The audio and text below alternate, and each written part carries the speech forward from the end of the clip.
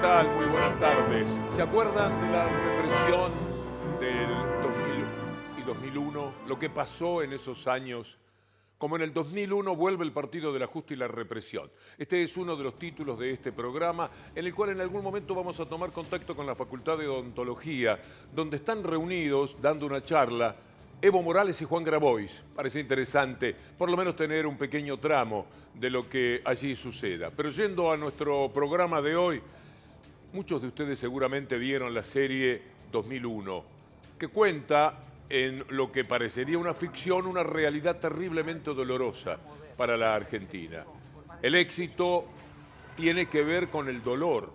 Lo que hizo el talentosísimo Benjamín Ávila con esta película es recordarnos los padecimientos, ya no solamente de los más vulnerables, de los sectores medios, que siempre son los que sufren, sino también de la clase media. Fue la clase media la agredida por las mentiras y por los abusos que se cometieron en la década del 90 que vienen a explotar en el 2000, 2001 de la peor manera, con una represión horrible que costó muchas vidas de argentinos. Es decir, el robo, la estafa, que fue mucho más grande todavía si pensamos que Cavallo y su gente le avisaron a los grandes ricos de la Argentina que se venía el corralito, que sacaran el dinero, y 2 meses antes todos ellos se llevaron el dinero, pero no la clase media. A la clase media no le dijeron nada y la clase media quedó muy ofendida e hizo piquetes, interrumpió el tránsito, como sucede ahora con los que tienen hambre, porque cuando nos da mucha contra el propio Estado que nosotros integramos, es natural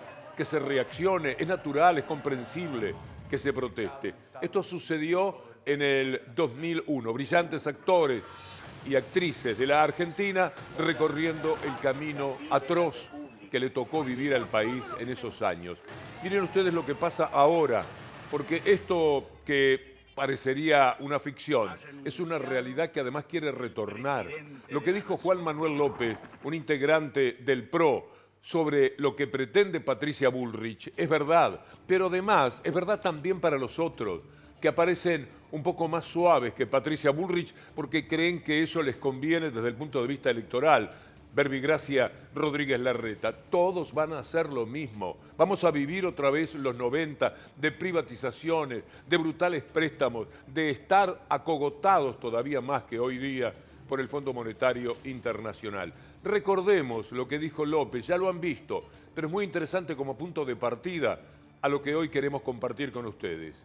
Y creo que hay gente, que por ahí Macri la encarna más claramente, que cree que hay que ir mucho más rápido en el ordenamiento de la economía, no lo rápido o lo lento o con la velocidad que permitan los tiempos, que permita la sociedad para ordenar una economía que tiene un déficit crónico y una inflación galopante que no nos permiten desarrollarnos. Entonces, algunos creen que esa velocidad no va a ser sino con represión, y ese orden que algunos manifiestan es ilusorio. Yo cuando lo charlo con amigos lo pongo en estos términos. Yo me imagino lo pongo en términos de series televisivas. Yo me imagino una presidencia de Milei, pongámosle, que cree que va a un orden total, como en la segunda temporada del Reino, si la vieron, Sí. O sea, ya delirante. Y me imagino por ahí, creo que no, porque creo que Patricia puede haber aprendido esa experiencia, pero me puedo imaginar un gobierno con dificultades de Patricia, como por ahí la serie del 2001. Lo que está diciendo López es que va a volver el 2001 y efectivamente es así. Sacaron un comunicado, veamos una frase y enseguida nos vamos a la Facultad de Odontología. La frase decía: cuidemos juntos por el cambio, estimado Horacio Rodríguez Larreta. Como legisladores y candidatos que acompañamos la candidatura de Patricia Bullrich, no podemos menos que hacerle llegar nuestra máxima preocupación por expresiones de dirigentes de su sector, como lo que había dicho Juan Manuel López. Pero verán ustedes en un par de minutos que el enojo, el comunicado no tenían razón de ser. porque la escucharán a Patricia Bullrich prometiendo eso. Nuestro programa suele tener muchas imágenes, porque cuando uno cuenta lo que hace, por ejemplo, la derecha, lo que pasa en ese sector político, podría ser una invención. En cambio, las imágenes y la palabra de los propios protagonistas nos ayuda mucho en el trabajo de ciudadano para que ustedes sepan cuál es la verdad, lo están diciendo ellos mismos. A eso vamos a volver en minutos nada más, porque nos pareció muy interesante la visita de Evo Morales junto a Juan Grabois. Esto está ocurriendo en la Facultad de Odontología en estos momentos y vamos a ver si los podemos escuchar un momento. ¿Es posible ya, señor director? Ahí está hablando Grabois. La balcanización, no sé si se acuerdan de que aquí, allí, en otros lados hay una derecha que quiere dividir los países, hacerlos más chiquitos, creando el Estado plurinacional. Problema de señal, volveremos en cuanto sea posible escuchar una parte. Pero lo interesante es la adhesión de Evo Morales a Juan Grabois. Siente que son del mismo origen, que vienen del mismo palo, posiblemente. Y de ahí que haya hecho este viaje inesperado, porque no estaba promocionado, a la Argentina para unirse en la Facultad de Odontología a Juan Grabois. ¿O acaso inesperado porque Grabois no tiene demasiado periodismo que acompañe sus movidas, su posicionamiento político? Vamos a volver a lo que fue el anuncio del programa, el partido del ajuste y la represión. Van a escuchar ahora a Patricia Bullrich y van a entender por qué recurrimos permanentemente a lo que queremos decir, a lo que pensamos, pero a la prueba inmediata de qué es lo que ellos dicen para justificar nuestros dichos. Veamos a Patricia Bullrich. El cepo en este último año, cuenta que me hizo llegar hoy Ricardo López Murphy, se llevó 18.000 millones de dólares. Es un Pac-Man que para alimentarlo tenés que darle dólares, dólares, dólares. Es decir que es un desastre lo que pasa con el cepo. Entonces, nuestro objetivo es, y hoy lo discutimos largamente con la Espina, es bajo un programa, bajo un acuerdo con el Fondo Monetario que nos blinde en dólares, nosotros vamos a abrir el cepo lo antes posible. Pero están hablando con el fondo para que el fondo les dé dólares no, para todavía levantar el todavía cepo. no, todavía no estamos hablando porque hoy hay otro gobierno. Blindaje, como dijo hasta con este gesto Bullrich. Entonces lo que decía López no está para nada alejado. Miren ustedes esta tapa de la mafia de Clarín en el 2001, exactamente en 2000, 19 de diciembre del 2000. Esta tapa marca todo lo que Clarín estaba haciendo en aquel momento, cuando ponía sobre la mesa el proyecto Clarín, y esto era lo que encontraban los 5 presidentes que uno tras otro vendrían posteriormente. Bueno, el blindaje es de casi 40.000 millones. De la Rúa dijo que ahora debe comenzar el crecimiento, eso es lo que piensa inocentemente o no tan inocentemente Bullrich. Algo más que tenía la tapa puede ser, porque toda la tapa era vender que estábamos en un año extraordinario, 19 de diciembre del 2001. Mire esta mafia cómo preparaba su propio negocio, porque después todo lo que vino le sirvió para condonar su deuda, para poner lo que cada uno de los episodios económicos que ocurrieron a su servicio. Ahora veamos lo que es la realidad de lo que pasó en el 2001. Esto ya no es la película. Vamos a tomar imágenes de ese recuerdo tenebroso que tienen los argentinos después de la estafa, después de todo lo que pasó en los 2000, después de la desocupación, de los 150 pesos que le daban a los jubilados y no se movían de eso, de toda la tragedia que significó carecer de medicamentos, etc. Miren lo que vino para castigar a la gente. Ahí está. Espontáneamente, desde los balcones hacia la calle. Así nació la protesta apenas el presidente de la Nación culminó su discurso, pasadas las 10:30 de la noche. Basta de ajuste, basta de Fondo Monetario, basta de todo. Ahora que tiene que gobernar la gente. Están llevando toda la guita del país afuera. Puede ser, acompañemos estas imágenes con las preguntas pertinentes. ¿Cómo puede ser que quieran volver a lo mismo? ¿Cómo se le ocurre a la derecha? Bueno, porque es el poder real y porque tiene respaldos como ese diario que veíamos recién, esa mafia que acompaña toda esta movida porque cada vez tiene más poder a través de estas historias que tanto padecen los argentinos. Entonces, todo es igual. Viva el blindaje, Bullrich habla, Larreta habla particularmente en los diarios de ellos, prometiendo lo mismo que hicieron y anunciándose, como verán más adelante, que finalmente lo que habrá es represión y muerte.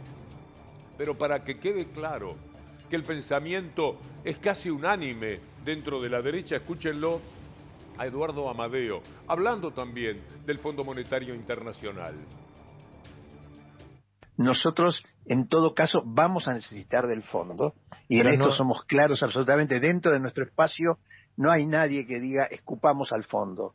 O sea, nosotros no queremos salir del fondo, escupirlos, cortarle la cabeza. Nosotros creemos que tenemos que tener una relación adulta, bien armada con el fondo, y eso dependerá un poco de cómo lleguemos. Idioteces de esta naturaleza han dañado mucho a los argentinos. El drama es que detrás de estas palabras hay un proyecto, una idea de país que está en contra de la vida de millones y millones de argentinos. El Fondo Monetario Internacional es hambre, es un genocidio. El Fondo Monetario Internacional no tiene en el mundo prácticamente clientes, alguno en África y el otro es la Argentina. Como les decimos todos los días, en el trabajo de Ciudadano ustedes tienen que saberlo, 61% de todo lo que es el fondo se corresponde con la deuda de la Argentina. Eso le hicieron al país. Y saben cómo terminó también en el 2000, cuando prestaban y prestaban dinero y entonces corrompían los valores de la política y de la economía hasta llegar a la muerte tras la represión. Rulo de la Torre, Raúl, uno de los periodistas del mundo económico más creíbles, dice por qué esto de hoy, lo que quieren hacer hoy, se compara con aquello del 2000. Patricia Bullrich tiene una gran confusión de lo que es el cepo y cuál es el sentido del cepo. El cepo es una serie de medidas de administración cambiaria para evitar que se fuguen los dólares, los pocos dólares que quedan, y ante la escasez de dólares justamente lo que hay que hacer es administrarla para ver qué usos se privilegian. En este caso lo que se trata de privilegiar los usos para la compra de insumos y no, por ejemplo, para la fuga financiera. Lo que ella llama abrir el cepo totalmente y de un día para el otro significaría dejar que los dólares fluyan sin ningún tipo de control, absoluta libertad, lo que provocaría una fuga en masa de esos dólares. Esperemos que esto sea producto de la falta de conocimiento, de seriedad, y nunca vaya a ser una política. Además de lo que dice este estimado colega, vale la pena recordar lo de Bullrich en La Nación, que es lo mismo que dijo en la Rural, en La Nación Más. ¿Cuáles son las medidas que van a tomar para poder tener el famoso blindaje? ¿A qué van a tener que llegar? ¿A qué castigo a los argentinos para poder contar con los dólares que me parece inimaginable que el propio Fondo Monetario Internacional pueda cedérselos ahora? Parece una idea muy pobre de parte de la derecha, creer que efectivamente va a haber dinero, porque hasta cierto punto ellos van a decir ya no podemos más. Toda la deuda privada, toda la deuda del Fondo Monetario Internacional, el país endeudado prácticamente por décadas, y esta gente quiere pedirle más al fondo, lo están diciendo. ¿Y cuáles son las medidas que le van a ofrecer al fondo? Las de siempre, por ejemplo, reforma laboral. Usted sabe lo que es la reforma laboral, ¿verdad? Usted que es laburante, usted que es trabajador, sabe lo que se le viene. ¿Lo quieren echar? Indemnización, cero.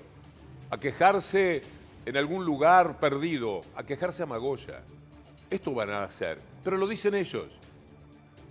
Nosotros creemos que con un plan serio como el que estamos planteando, con horizonte de largo plazo, con ley de protección de inversiones, con simplificación normativa, con un horizonte impositivo razonable que le permita a todos trabajar, con reforma laboral, como estamos planteando, vamos a obtener dólares del Fondo Monetario. Tristísimo el panorama que ofrecen. Lo raro, lo extraño, es que la derecha se quitó la careta y dicen las cosas como son. En España no les dio tanto resultado, ser tan feos humanamente, porque ya no es una cuestión de fealdad política, de discrepancia en ese sentido. Es lo humano lo que falla. ¿Cómo pueden decirle al trabajador argentino, donde hoy día la inmensa mayoría de los que trabajan en blanco son pobres? Esto no había ocurrido jamás. Y es la consecuencia de lo que ellos dejaron por la maldita deuda con el Fondo Monetario Internacional. Sin embargo, se animan a hacerlo. Así que reforma laboral. ¿Qué otra medida tomarían? Privatizaciones, desde ya, es decir, robarlo otra vez al país. Privatizar por cifras absurdas lo que son valores y bienes de los argentinos, bienes económicos y también bienes que tienen que ver con la emoción de ser argentino. Ahora, también hay funciones que no tiene por qué meterse el Estado. Hay funciones que las hace mejor el sector privado y otras que las hace mejor el Estado. No hay que ser dogmático. Acá no hay que ser extremo. No es que todo lo tiene que hacer el privado o todo lo tiene que hacer el Estado. ¿Y qué ves? Aerolíneas lo que tienen que hacer es funcionar en equilibrio, en equilibrio, sin un subsidio del Estado. Es una empresa que tiene que funcionar en equilibrio, como todas las aerolíneas Pero del no vas a mundo. Aerolíneas, con toda esa gesticulación tan aparatosa. ¿Y qué más se podría privatizar? Le preguntamos a Milei. Vamos, que vamos a avanzar en la agenda privatizadora. ¿Vas a privatizar? Sí, obvio, claro. Sí, ¿Y YPF qué hace con el 51% de las acciones? Tiene que ser una empresa de mercado. Y cuando está todo perdido, después de la aparición del Fondo Monetario Internacional traído por la derecha mediática y política de la República Argentina, no sé por qué lo separo porque son lo mismo en realidad, ¿qué otra cosa se podría hacer, Milei? ¿Te toca ser presidente? ¿Estás en condiciones de dolarizar la economía? Absolutamente sí. Hoy es factible dolarizar. Absolutamente sí. Hoy es factible dolarizar. ¿Y a qué podría llevarnos todo esto? ¿Cuál es el final inexorable al que nos arrastraría esa derecha que va al fondo, que se pone de rodillas una vez más, que lo único que sabe para gobernar es pedir dinero, que siempre va a tener un déficit en la gente, en el estómago de la gente? Porque para poder mantener el famoso déficit fiscal cercano al cero, que no lo consiguieron cuando fueron gobierno, tendrán que hambrear a los argentinos, tendrán que quitarles el pan de la boca a los argentinos para darle el dólar en la caja al Fondo Monetario Internacional. ¿Qué va a pasar? Nuevamente, la serie 2001. Y ya no es Benjamín Ávila el que lo cuenta con tanto talento. Es Carrió la que lo dice descarnadamente. Yo les diría que ese espacio está liderado por Mauricio Macri. Mauricio Macri, a quien yo acompañé y donde el acuerdo sea para hacer un espacio de centro, se ha corrido a un espacio más cercano al de Milei. Lo dijo expresamente. Nosotros queremos ganar para hacer una alianza con Milei. En la segunda. Ese espacio va por un ajuste muy brutal sobre las clases medias, un ajuste pero brutal, digo yo, en 4 meses, y va también bancando la noción de orden enmarcado en la anexión de un orden, pero de un orden que no proviene ya ni de la justicia, ni de la república, ni de los derechos humanos, ni la de represión respetando los derechos humanos, sino en la noción de un orden que también es una ilusión, que es que hay que reprimir hasta matar si es necesario. Presión de parte, relevo de prueba. Por eso es que vamos siempre con las imágenes y las palabras de quienes han dicho cosas como estas, para que no parezca una invención. Porque de verdad, si usted no tiene a Carrió diciendo esto, o a Bullrich, a la que veíamos recién, o a Milei, etcétera, usted dice, no, debe ser exageración, un posicionamiento político osado, o mentira, quizás piensa usted que es. Bueno, esto demuestra claramente cuál es el camino de la derecha en caso de ser gobierno. Por eso siempre será una bendición estos 4 años. Tenemos muchas discrepancias con lo que pasó en este periodo. Hay de lo bueno, que no debe olvidarse, porque eso sería injusto. Y hay de lo negativo, de lo que nos dolió en el alma, de lo que no se hizo. Pero ¿sabe cuánto mejor fue que estos 4 años no los tuvieran a ellos depredando, robando, llevándose todo por delante, dándonos palos, humillándonos, robándose la justicia, robándose los negocios, robándose los parques eólicos, los peajes, absolutamente todo? 4 años más, como continuidad de los 4 que ya habían tenido. ¿A dónde hubiéramos ido a parar? De verdad que no hay Benjamín Ávila que valga para esa posibilidad haciendo una ficción, porque supera todo lo que podamos imaginar. ¿Qué más harían? Por supuesto, después de hambrear a la gente y de pedir préstamos y de hacer un ajuste laboral, etcétera, hay que controlar la calle, como dice Jorge Macri. Que hay un desafío grande en volver a recuperar el orden en general, y eso incluye el respeto y la posibilidad de garantizar la circulación en la ciudad de Buenos Aires. Yo voy a hacer de ese un gran tema de gestión y probablemente tenga muchos conflictos con quienes no quieran respetar el derecho de los ciudadanos a circular. Esto quiere decir los piqueteros, los que acampan, los que se apropian. Gobernar muchas veces es hacer cosas que no plantean conflicto y que se resuelven en el marco del diálogo, pero a veces no. Me parece que hay un rol del Estado que es indelegable, que es garantizar el orden. Y probablemente es lo que decía Carrió, exactamente lo que decía Carrió. Pero hay una idea todavía mejor, me parece. La tiene Marra, bien en la derecha como Macri. Por eso es fundamental ir contra los líderes piqueteros. ¿Eso lo acerca Bullrich, por ejemplo? No, porque Bullrich no lo hizo. Cuando fue ministra de Seguridad no lo hizo. O sea, ustedes van a meter presos a todos los líderes piqueteros, directamente. Sí. A Juan Grabois, a la gente del partido. Si cortan la calle, por supuesto. Si cortan la calle, por supuesto. Bien. Y obviamente están preparados para que el estallido social que derive de eso... Hay un estallido social que es generado por ellos mismos. Sí, pero no hay represión en las calles. Digo, ¿Cómo no hay represión en la calle? A mí me están reprimiendo. Me están reprimiendo los piqueteros cuando me cortan la calle. A mí como ciudadano. O sea, ustedes van a meter presos a todos los líderes piqueteros, directamente. Sí. A Juan Grabois, a la gente del partido. Si cortan la calle, por supuesto. Y sin embargo, con una gran caradurez, algunos de ellos se llaman Somos el Partido de la Paz, mientras reparten todo el dolor que está viviendo Jujuy. Bajar el tono de esta campaña respecto de los dichos del diputado López sobre los distintos candidatos, inclusive del propio espacio, si tiene algo para decir al respecto.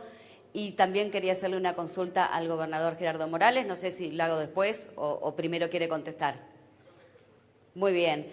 Primero, nosotros siempre estamos del lado de la paz. No han escuchado un solo comentario, ni un solo comentario. Por supuesto, se le tiraron encima, mentiroso de... Bueno, con eso alcanza. Qué bárbaro, ¿no? Mire las cosas que han hecho en Jujuy. Escuche a esta mujer torturada por el gobierno de Gerardo Morales. Se llama Camila Müller. Escúchela. Que entraron personas a mi casa, me tabicaron apenas entraron, pude ver un hombre, pero identificar 2 mujeres por las voces. Mientras el hombre me tabicaba con mi propia camiseta, me reducían llevándome los brazos atrás, poniéndome precintos en las muñecas. Al tiempo en que me llevaban, me ponían en la boca un trapo con algún combustible, con un sabor fuerte, olor. El hombre puso un cinto o algo en mi cuello y me cortaba la respiración, llevándome al máximo de la apnea.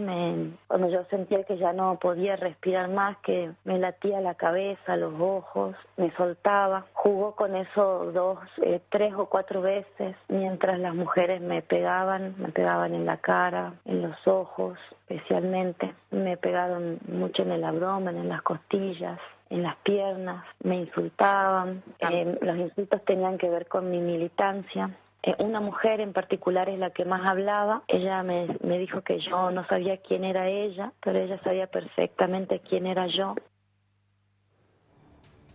¿Se acuerda del abogado que estaba con un megáfono hablándole a la gente, quejándose, por supuesto, pero era la expresión más cabal de cómo se puede usar el espacio público para la protesta?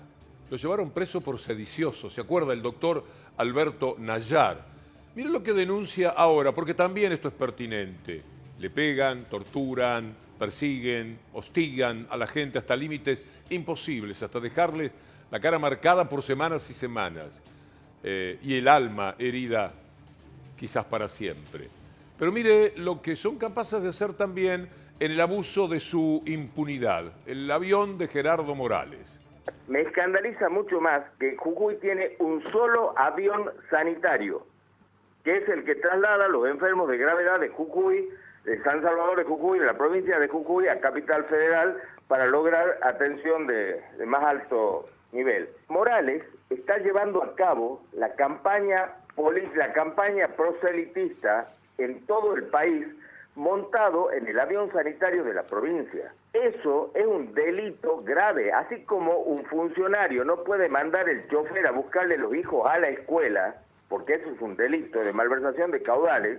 ¿Cómo se imagina que un tipo va a tomar el avión sanitario, el piloto, el combustible de la provincia para hacer su propia campaña política?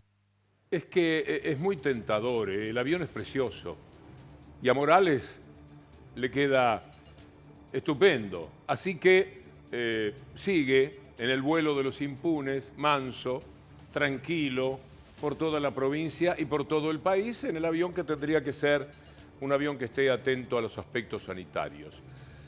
Permítanos ir otra vez a la Facultad de Odontología. Está hablando Evo Morales, el entrañable, querido héroe boliviano Evo Morales. A ver qué nos dice. Altiplano boliviano, Pala de Pico, Oriente boliviano, H. Machete. No tenemos derecho a hacer política. Pero cuando vienen las elecciones, bajo prebendas, a votar para la derecha. Ganan y con 8 votos, privatizar, privatizar. Entonces, sí, con mis y ordenos reflexionamos, ahí viene. A nosotros también, como gente humilde, gente pobre, el movimiento indígena, tenemos derecho a hacer política. Ahí viene nuestro instrumento político. Repito nuevamente, con el poder sindical, social, comunal, no se podía cerrar la base militar ni nacionalizar. Y con nuestro instrumento político, ha sido difícil de unir. En algunas regiones, por ejemplo en Santa Cruz, el gobierno no quería que la gente de la ciudad entre al instrumento político. Menos los abogados, perdón, de compañeros. Yo le decía a mis compañeros, los campesinos, la gente, somos buenos para redactar votos resolutivos. La señal tiene sus inconvenientes, pero hemos podido escucharlo por lo menos un momento a Evo Morales. Me parece una visita muy importante, de significación política, sentado junto al precandidato Juan Grabois. Seguimos con el programa. Un viaje fallido da lugar a un sainete que de verdad los grandes escritores argentinos envidiarían. Porque es una locura lo que pasa. Lo que tengo delante de mí es muy llamativo. Vamos a empezar por el gobernador electo de la provincia de Córdoba, llamando pituquitos a los del PRO, incluyendo a los radicales naturalmente, a Juntos por el Cambio de la ciudad de Buenos Aires. Por eso vinieron hoy de todos lados. Fallaron todos los números. Lo que no fallaron fueron los cordobeses que entendieron que para gobernar esta ciudad necesitamos que nadie de afuera nos venga a explicar nada.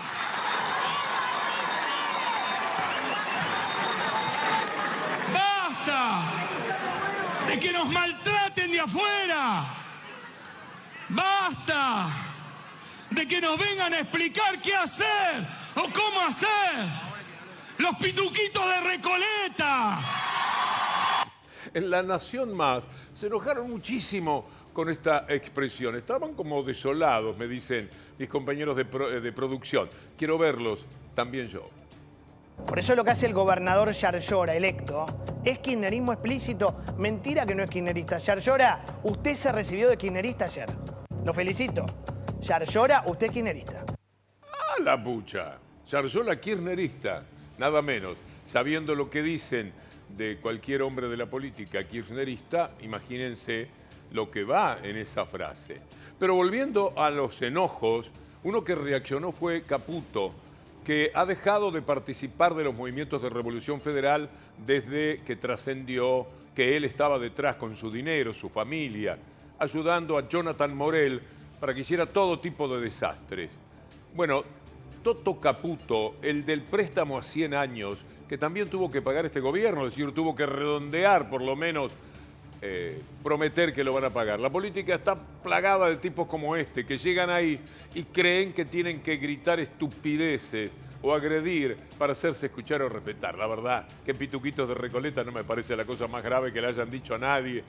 Con esa idea que por otra parte hay en el resto del país sobre el habitante en general de la capital. Pero esto sucede en todos lados. El neoyorquino es un poco detestado en los Estados Unidos. El parisino también.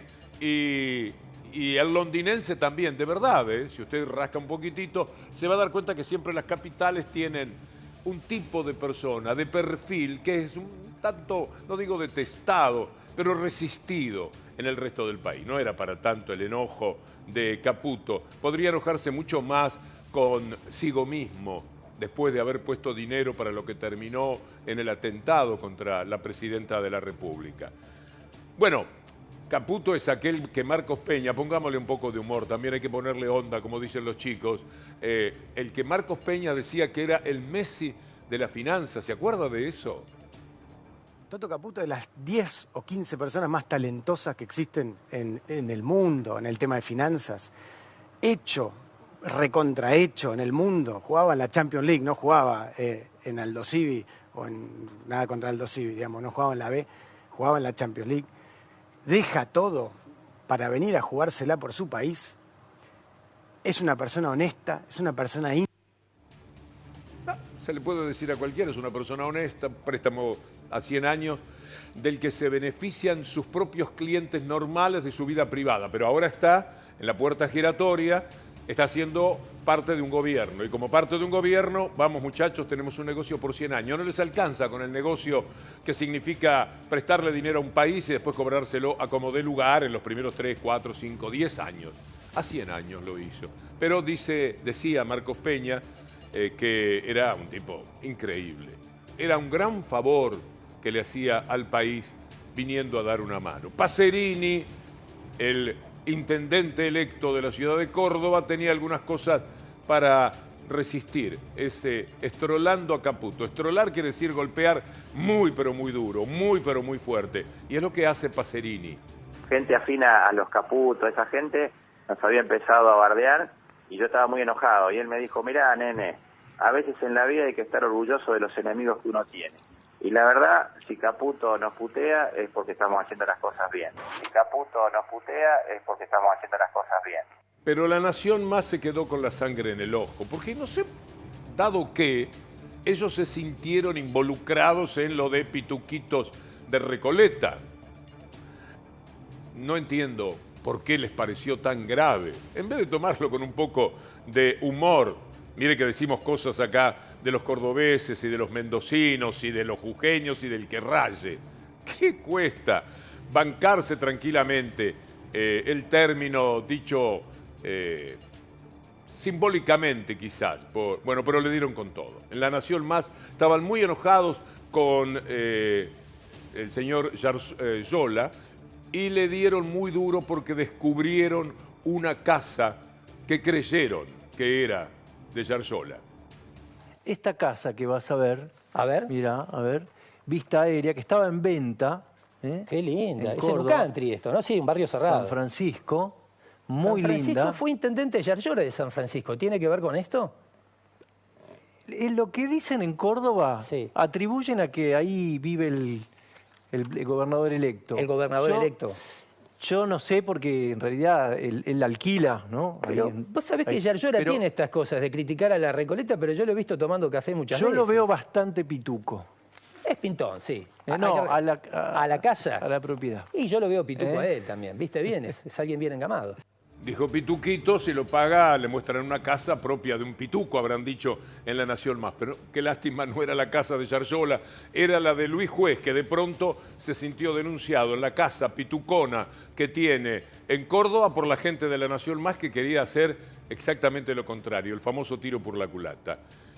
Pero hablando de pituquitos de Recoleta, Prat Gay, en su momento, uno de los maravillosos, grandes, inútiles, que tuvo Juntos por el Cambio para estrolar el país, dijo algo sobre la gente del interior. ¿Se acuerda de esto?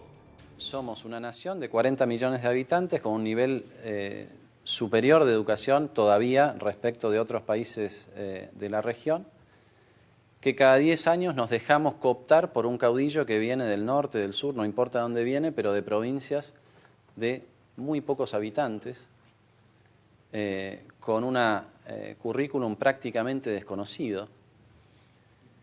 Bueno, también es una pregunta que nos tenemos que hacer de cara al 2020. No vaya a ser que en el 2020 estemos hablando del fulano de tal que vino, no sé, de Santiago del Estero, que no lo conocíamos, apareció de la nada y resulta que se quedó con todo el poder. Bueno, pero está también el tema de la droga. Luis Juez, en el furor de la campaña, se lanzó a hablar de la droga que tenían los otros.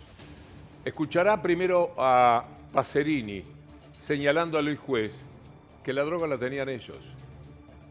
Vos sabés que cuando nosotros ganamos la elección provincial, Lautaro, Luis Juez, a quien seguramente conocés, y lo conocerás por sus declaraciones que no tienen nunca sentido, dijo entre el escrutinio provisorio y el definitivo que había habido reparto de drogas en la campaña a cambio de votos. Sí, lo dijo. Y resulta que evidentemente tenía un dato, pero el dato que no tenía era que pertenecían a su espacio político.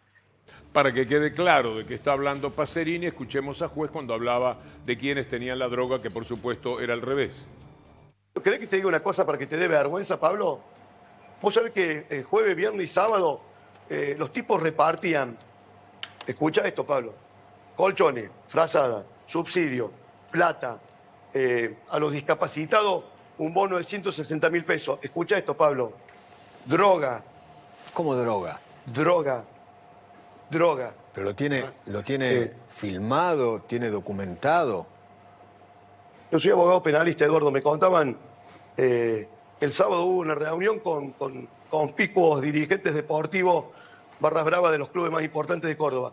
De todo. Droga, le dijo el periodista. No estaremos llegando demasiado lejos.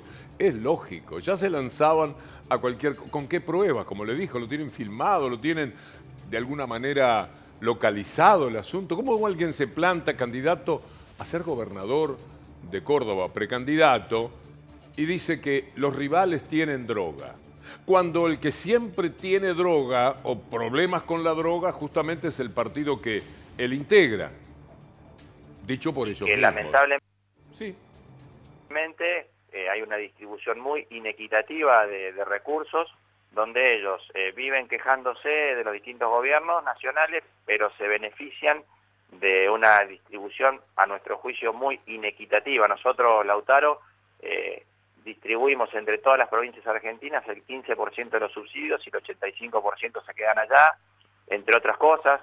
Nosotros luchamos mucho y lo que más bronca nos da, Lautaro, que los diputados nacionales y senadores nacionales como Juez y como de Loredo, a la hora de defender los intereses de la provincia, se escudan en la franquicia de Juntos por el Cambio y no luchan contra esas cuestiones. Ellos están cómodos con que obviamente el gobierno de la ciudad autónoma tenga recursos y después les termine financiando las campañas. Pero bueno. ¿Acaso desde La Nación Más lo acusaban a Pacerini, no, a la Yarlora, de ser kirchnerista, nada menos, en función de denunciar lo que normalmente se ha denunciado desde esa otra vereda política? Pero lo cierto es que salía de una derecha en Córdoba kirchnerista, es un producto escaso, se sabe. Por lo tanto, Es muy interesante ver esta pelea, ahondar en ella, porque se dicen tantas cosas que queda claro que donde hay droga, queda claro con qué recursos pagan su campaña, qué aviones utilizan, qué proyectos tienen, cuánto piensan destruirle la vida a los argentinos, cuántas reformas pretenden llevar adelante para finalmente la gente salir a la calle y entonces palo y palo, muerte y muerte, sin ningún tipo de problemas. Dicho por ellos, que es lo que nos importa a nosotros señalar, de ahí que recurramos permanentemente a las propias voces de ellos, para que nadie pueda decir que podría ser un invento, porque de verdad, cuando uno habla de estas cosas, perfectamente cabe la idea de que es una ficción lo que uno está presentando y sin embargo es una dolorosa realidad, como aquella de la coparticipación. Mire Larreta cuando va a la Corte para reclamar los recursos espurios con los que financia su campaña.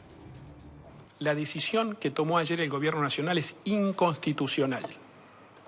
Por eso vamos a ir a la Corte Suprema de Justicia de la Nación a defender con todos los recursos jurídicos que tengamos la autonomía y los derechos de la ciudad. Hay mucha jurisprudencia que dice que una decisión así no se puede tomar en forma unilateral y mucho menos... El hombre que no quiere judicializar la política. Por otra parte, hablando de que iba a ir a la Corte Suprema para que la ciudad siga robando no solo a la provincia de Buenos Aires, sino también al resto de las provincias. A mí se me hace cuento que Larreta sea capaz de ir a otras provincias a pedir el voto. Las está robando. Ayer cuando le preguntaron en la rural por Lustó y la 125 no supo nada, no supo qué decir. Si hubiese periodistas dispuestos a preguntarles o que tuvieran la oportunidad, porque a lo mejor quieren y no pueden, no les permiten acercarse, si hubiera periodistas, preguntas que se refirieran a la coparticipación, Larreta, ¿qué podría decir? Usted viene a pedir el voto de jujeños o de mendocinos o lo que fuere, pero usted nos está robando a nosotros para la ciudad más rica del mundo. Mire, le quiero mostrar una placa asombrosa. Mire esto, 548% creció en los últimos 30 años en la repartija de la torta de la coparticipación la ciudad de Buenos Aires. 548%. Y los otros fueron a la baja. Por eso la pelea tan conocida de Axel Kicillof. Que es una visión que volvió, no es culpa de uno, volvió el tema del centralismo y lo federal. Acabamos de sufrir una manoteada de recursos de todas las provincias, incluida la nuestra. Todos decían, le sacaron la plata a Kicillof para darse... No, no es así. A todas las provincias de la Argentina para dársela a la ciudad más rica del país. Juliana Di Tulio, bienvenida. ¿Cómo estás? ¿Escuchaste algo de lo que estamos hablando? Muy poco. El final sobre el aumento de la coparticipación en la ciudad de Buenos Aires y nuestra pelea en la provincia de Buenos Aires, ¿no? Por los recursos. ¿Cómo va esa pelea? ¿Es derrota? No, nosotros venimos peleando en la provincia, en el Congreso Nacional, por los derechos de la provincia de Buenos Aires. A mí me toca por mandato constitucional, ¿no? Pues soy senadora nacional por la provincia de Buenos Aires. Me toca defender los intereses de los bonaerenses y de las bonaerenses. Entonces, bueno, los recursos de coparticipación nosotros aportamos, los bonaerenses y las bonaerenses aportamos mucho al PBI nacional. Nuestro PBI provincial es un PBI muy grande, es una provincia que genera mucha riqueza, no solo con el campo, ¿no? Sino centralmente por su gran industria, ¿no? Por la industrialización que está en el primero y segundo cordón hasta el tercero en la provincia de Buenos Aires, donde tantos millones y millones de hombres y mujeres trabajan para poder industrializar la provincia de Buenos Aires, la Argentina, y genera muchísima riqueza. Entonces nos parece absolutamente un poco lo que dicen ellos, ¿no? Ellos lo dicen lo dice Bullrich con las provincias argentinas. Ella dice, bueno, la provincia que no produzca nada, no se tiene que llevar nada. El único distrito, digamos, que no produce o que produce poco es la ciudad de Buenos Aires. Lo que sí hace es recaudar, porque la enorme mayoría de las empresas tienen domicilio en la ciudad de Buenos Aires. Eso también me parece injusto. Yo tengo una pelea para que... Una discusión, no es una pelea, es una pelea de las lindas, digamos, ¿no? No es una pelea de enojos, sino que es una pelea de discusión filosófica. Yo creo que una empresa que produce en la provincia de Buenos Aires tiene que tener domicilio fiscal en la provincia de Buenos Aires, tiene que aportar en la provincia de Buenos Aires. Y incluso las empresas nacionales tienen que dejar de tener domicilio en la ciudad autónoma de Buenos Aires. Es una discusión también constitucional porque la capital federal es el domicilio del gobierno, pero yo creo que esas discusiones hay que darlas. Sí, el conurbano Buenos Aires particularmente es el país, porque al conurbano viene todo el país. Es decir, es el lugar de llegada de todos los sueños postergados en el resto del país. Bueno, yo con Kirchner aprendí muchas cosas, ¿no? Pero centralmente a ver y a entender que si no hay una enorme inversión, una gigante inversión en las economías regionales de la Argentina, yo no voy a poder resolver los problemas de mis vecinos y vecinas del conurbano. ¿Por qué? Porque la ecuación fue esta, ¿no? O sea, si hacemos un poquitito de historia, nada más, déjame dar solamente un dato como para que podamos situarnos, ¿no? Pero si en 1960 la dictadura cierra 50 ingenios en Tucumán, y a partir de ese momento la provincia de Buenos Aires, al conurbano migraron más de 300.000 tucumanos y tucumanas, porque ya no tenían trabajo, no tenían destino en su propia provincia. Obviamente que eso hace que la provincia de Buenos Aires no esté en condiciones de albergar una migración tan grande. Por eso también tenemos problemas de infraestructura que arrastramos hace muchos años, ¿no? Estoy hablando de agua potable, de cloacas, estoy hablando de conexión, de red, de transporte. Estoy hablando bueno, en la provincia de Buenos Aires es grande, es muy grande. Hasta los 60 obviamente no había problema de tierra, pero hoy sí hay problemas de lote con servicio. Hasta el tercer cordón hay problemas de lote con servicio en la provincia de Buenos Aires, en el conurbano bonaerense. Bueno, entonces si yo no pongo la mirada, una mirada federal, realmente, yo no puedo cumplir mi mandato constitucional, que es defender el interés de mis vecinos y vecinas de la provincia de Buenos Aires, del conurbano bonaerense, que es el lugar donde yo nací, ¿no? Porque yo nací en Morón, tengo 50 años, vivo en el mismo lugar donde nací, a 8 cuadras de donde nací, o sea, soy una bonaerense que no se muda ni de cuadra, o sí, pero poquitas cuadras. Y la verdad es que yo siento que lo que tenemos que volver es a ponerle una mirada bien federal, donde la ciudad de Buenos Aires se niega rotundamente a tener esa mirada federal, solo tiene una mirada yo digo de rapiña, ¿no? Como de me quedo con lo de todos, me quedo con lo de todas las provincias, me quedo con lo de... Entonces hay pocos que viven muy bien y habemos muchos que no vivimos tan bien, ¿no? Vivir en Morón tiene su encanto, yo amo mi lugar, amo mi distrito, pero bueno, en el oeste hay vecinos y vecinas que no la pasan nada bien. Hablemos de las campañas. ¿Se facilita la tarea de ustedes en función de que la derecha confiesa sus propósitos? Sí. Bueno, a ver, sí, se facilita. Lo que pasa es que también, no tengo que decírtelo a vos, Víctor Hugo, que sos un hombre que viene machacando con esto hace mucho tiempo, demasiados años. Pero los grandes medios, los medios hegemónicos, los que tienen posición dominante, oligopolios, como les digo yo, ¿no? Este grupo Clarín que tengo acá atrás mismo, bueno, lo tenés vos, no, yo me lo veo atrás, pero lo tenés vos, vienen machacándole a la gente que no se merecen los derechos. Por ejemplo, la indemnización. Hace 2 años ganaron la elección legislativa diciendo que había que sacar la indemnización. Y a mí, yo te digo, sí, se me facilita, pero también cuando estás peleando contra Goliat, es difícil explicarle a la gente que si se queda sin indemnización se queda sin nada y sin derechos. O sea, es una cosa fuerte, ¿no? Porque te piquetean en la cabeza, son como el pájaro carpintero, ¿no? Que te van diciendo, vos no tenés, no te lo merecés, no te lo merecés, no te lo merecés.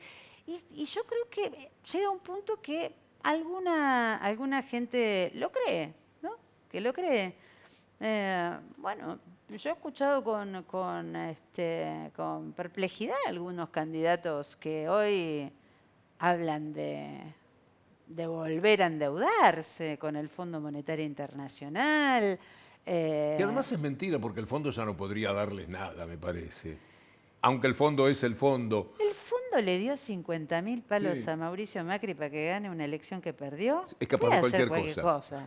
Lo dijimos a dos voces. A mí ese acreedor que no cumple con nada de lo que dice que tiene que cumplir, no me trae ninguna... Entonces, retomemos. No es fiable para mí. Es un acreedor que no es fiable. Están diciendo que van otra vez al fondo. Ellos dicen, ¿no? Ayer en la rural, la que fue ministra de la Rúa, que corren además con la ventaja de que hay un 40% del padrón electoral que no vivió la crisis del 2001.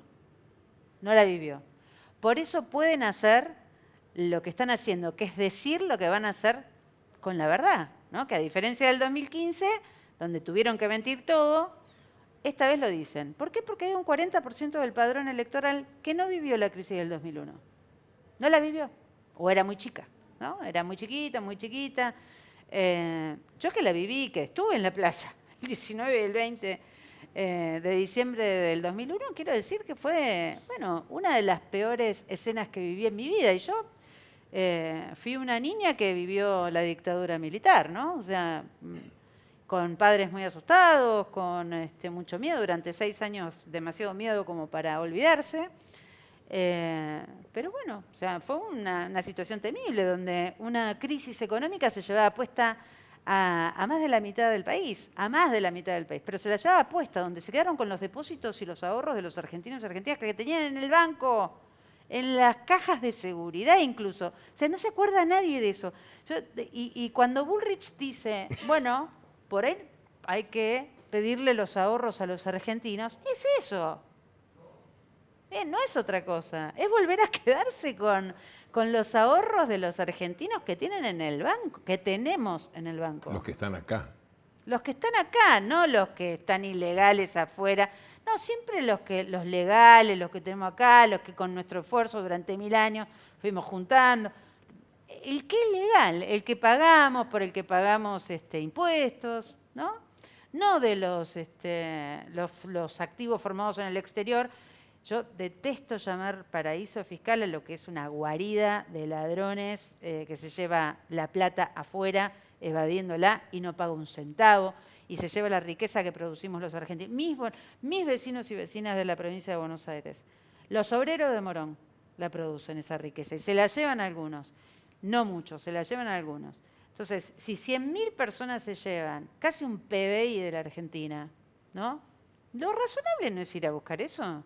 Eso no es lo razonable. Qué lindo era el tema de los obreros de Morón, ¿te acordás? Ay, qué lindo tema ese, sí. El de Marciali era. Sí, es hermosa. Qué lindo que es... No me hagas cantar, pero qué lindo que es ese tema. Sí. Qué lindo es cuando uno ve al trabajador comprometido con su condición de trabajador. Y qué desaliento provoca que les digan que los van a echar sin indemnización o que van a hacer una reforma laboral que todavía va a tirar más abajo las condiciones preocupantes que tienen ahora hasta los que están empleados en blanco, y que eso a la derecha le parezca que es bueno para la campaña que hacen. Sí, o gente que no se reconoce de derecha, ¿no? O sea, que no se identifica con la derecha, que incluso cree que el Estado tiene que tener un rol activo en la vida pública. Hay gran confusión, ¿no? Entonces, la dirigencia lo que tiene que hacer es ponerle claridad a esa confusión en la que te marea por ahí bueno, porque son muchos años. Yo creo que la gente no es fácil de engañar.